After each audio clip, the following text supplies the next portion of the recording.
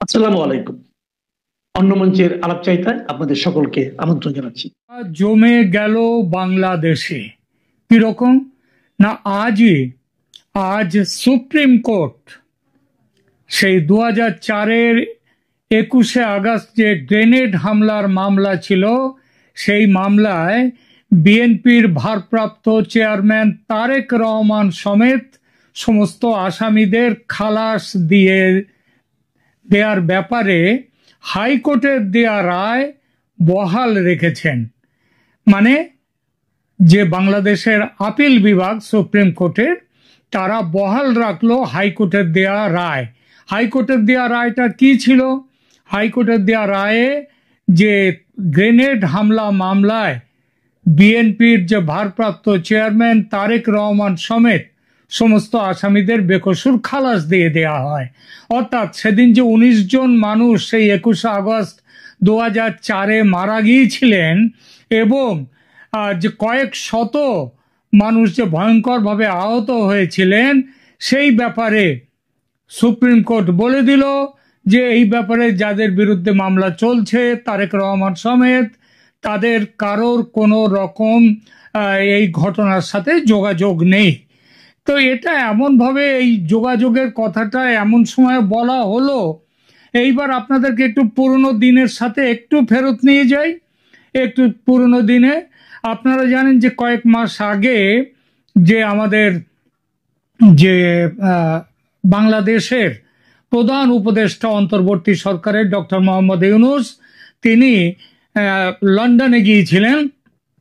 লন্ডনে তিনি রাজা চার্লসের কাছ থেকে একটা পুরস্কার নেওয়ার ব্যাপার ছিল, খুবই সাধারণ পুরস্কার। কিন্তু অসাধারণ ব্যাপার যেটা ছিল সেটা হচ্ছে যে তিনি গিয়েছিলেন লন্ডনে, তারেক রহমান বিএনপির যে ভারপ্রাপ্ত চেয়ারম্যান তার কাছে গিয়েছিলেন, তার সাথে যোগাযোগ করে আমেরিকার একটা যে ইস্যু চলছে, আমেরিকা যে লাইনে প্রেসক্রিপশন বাংলাদেশ নিয়ে করছে, সেই প্রেসক্রিপশন বহাল রাখার জন্য তিনি গিয়েছিলেন তারেক রহমানের সঙ্গে দেখা করবার জন্য। একদিকে তিনি গিয়েছিলেন তারেক রহমানের সঙ্গে দেখা করার জন্য, আবার ওই একই সময়ে একই দিনে তিনি করলেন কি, তার সরকার, তার প্রশাসন, তারা করলো কি, সুপ্রিম কোর্টের তারা অ্যাপিল করে দিয়ে দিল, হাইকোর্টের রায়ের বিরুদ্ধে অ্যাপিল করে দিয়েছিল। মানে কি অদ্ভুত ব্যাপার দেখুন, যে এই সরকারের প্রধান উপদেষ্টা যাচ্ছেন লন্ডনে তারেক রহমানের সঙ্গে দেখা করতে, আর তারই সরকার হাইকোর্ট যে তারেক রহমান সমেত বাকিদেরকে যে খালাস দিয়েছিলেন তার বিরুদ্ধে সেই খালাসের আদেশ, সেই আদেশ তারা বানচাল করে খারিজ করে দেওয়ার জন্য তারা গেলেন আপিল বিভাগে। অর্থাৎ সরকারের মধ্যে যে দুটো স্রোত দেখা যাচ্ছে। বলা হচ্ছে যে এই যে আপিল বিভাগে চলে গিয়েছিল সরকার, এটা নাকি মানে এটা হচ্ছে আমাদের যে প্রধান উপদেষ্টা তার মতের বাইরে গিয়েছিলেন কি, তার মত নিয়ে যাওয়া হয়েছিল। কারণ প্রধান উপদেষ্টাকে দেখেছি এক এক সময় একই মুখ দিয়ে বিভিন্ন সময় বিভিন্ন রকম কথা বলেন। তো হাইকোর্টের রায়ের বিরুদ্ধে রাষ্ট্রপক্ষের করা আপিল খারিজ করে প্রধান বিচারপতি সৈয়দ রেফাত আহমেদের নেতৃত্বে থাকা 6 সদস্যের আপিল বিভাগ আজ বৃহস্পতিবার এই রায় দিয়েছেন কিছুক্ষণ আগে। হাইকোর্টের রায়ের কিছু অংশ তারা সংশোধন করেছেন এবং প্রত্যাহার সাপেক্ষে পর্যবেক্ষণ সমেত এই রায় তারা দিয়েছেন।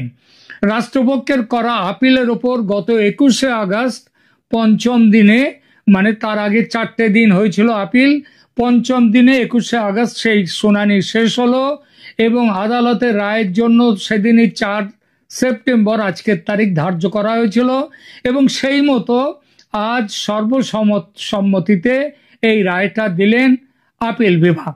সকাল 10টা 5 এজলাসে আসেন বিচারপতিরা। আসন গ্রহণ করার পর প্রধান বিচারপতি রায় ঘোষণা শুরু করেন। 13 রায় ঘোষণা শেষ, মানে 10টা 18 রায় ঘোষণা শেষ হয়ে যায়।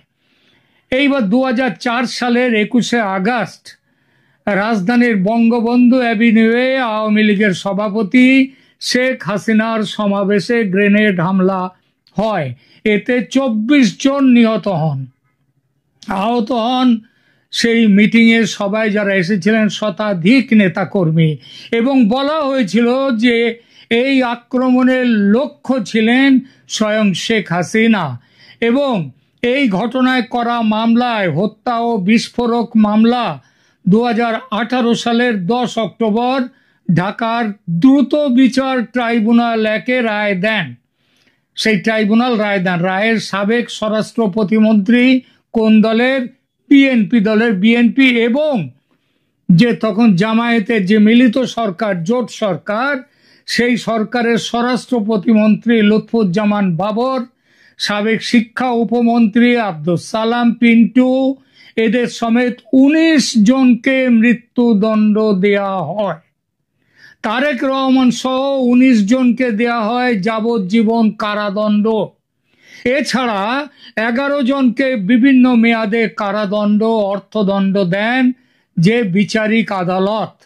রায়ের পর 2018 সালে যে বিচারিক আদালতের রায়, সেই রায়ের মামলা সহ 2টি নথিপত্র হাইকোর্টে এসে পৌঁছায়। কেন হাইকোর্টে আসে?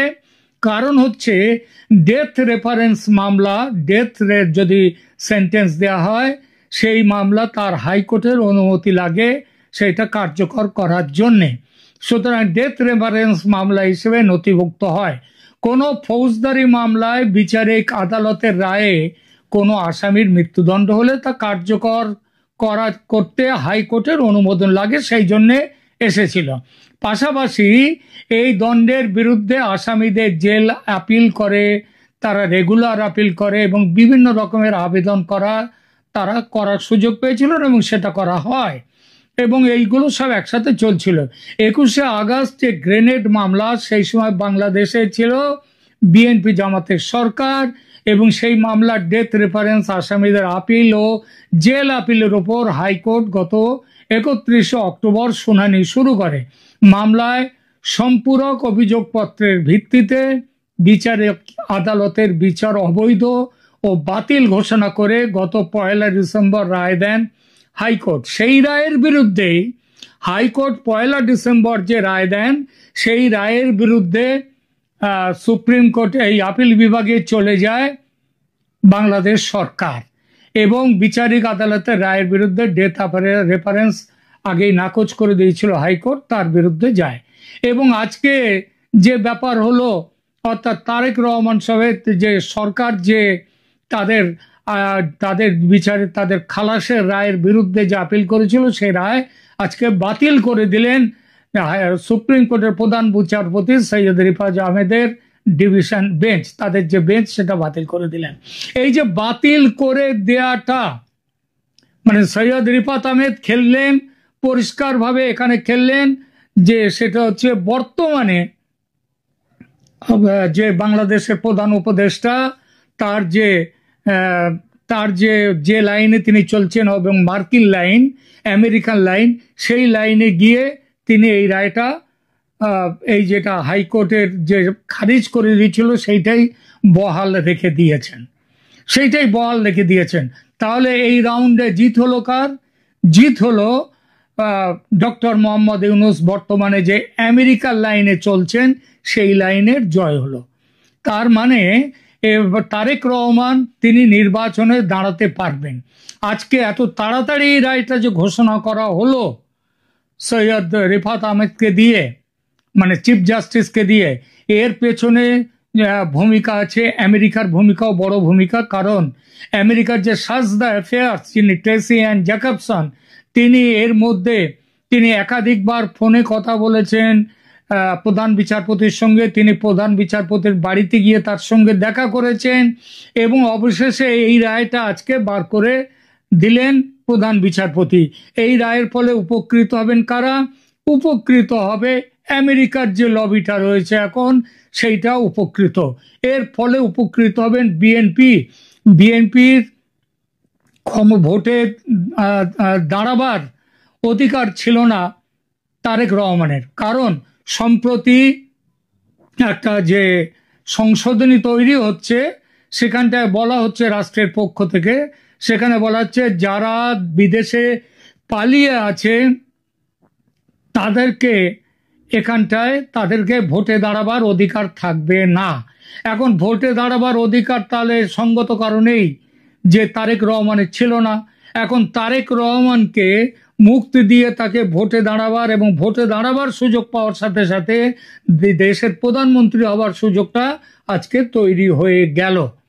এর ফলে হেরে গেল কিন্তু যে পক্ষ, সেটা হচ্ছে জামাত সমেত যারা নির্বাচনের বিরুদ্ধে, তারা কিন্তু আজকে অনেকটাই পিছিয়ে গেল, তারা পিছনে চলে গেল।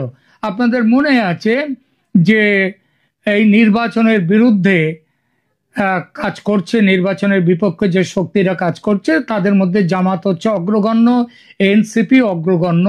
যদিও এনসিপির একটা শাখা, একটা গোষ্ঠী, তারা আবার ভোট চায় এখনই, তারা চায় এখানে বিএনপি ক্ষমতায় আসুক এবং বিএনপি ক্ষমতায় আসার পর সেই জায়গাটায় তারেক রহমান রাষ্ট্রপতি হলে আমেরিকার যে প্রেসক্রিপশন, এই যে বাংলাদেশে তারা যে পা রাখতে চাইছে, সেই পা রাখাটা, তাদের ঘাঁটি তৈরি করাটা, এটা হয়ে যাবে। এখন প্রশ্ন হচ্ছে এই যে করা হলো আজকে, যেটা হলো, এটা কি অন্য লবি, অর্থাৎ আমেরিকার বিরুদ্ধে যে লবি, সেই লবি এখন কারা? সেই লবি তো শুধু তো এখন জামাত নেই, শুধু এনসিপির একটা গোষ্ঠী নেই, সেই লবির মধ্যে রয়েছে ভারত, চীন, রাশিয়া।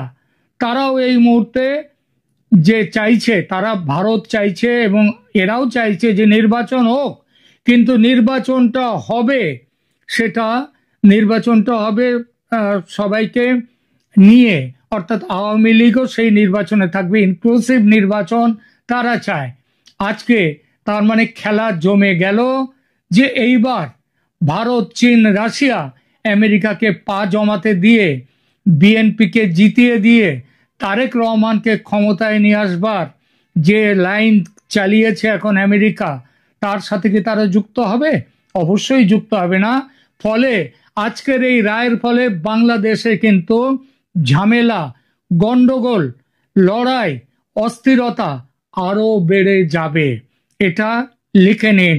সৈয়দ রিফাত আহমেদ তিনি বড় বড় মানে তড়িঘড়ি করে আজকে তিনি রায় দিলেন, এবং এই রায়ে মনে রাখতে হবে এর পরের রায়টা যেটা আসছে, সেটা আসবার সম্ভাবনা, সেটা হচ্ছে যে ইন্টারন্যাশনাল ক্রাইম ট্রাইব্যুনালে সেখানে শেখ হাসিনাকে দণ্ডিত করার ব্যাপারটা।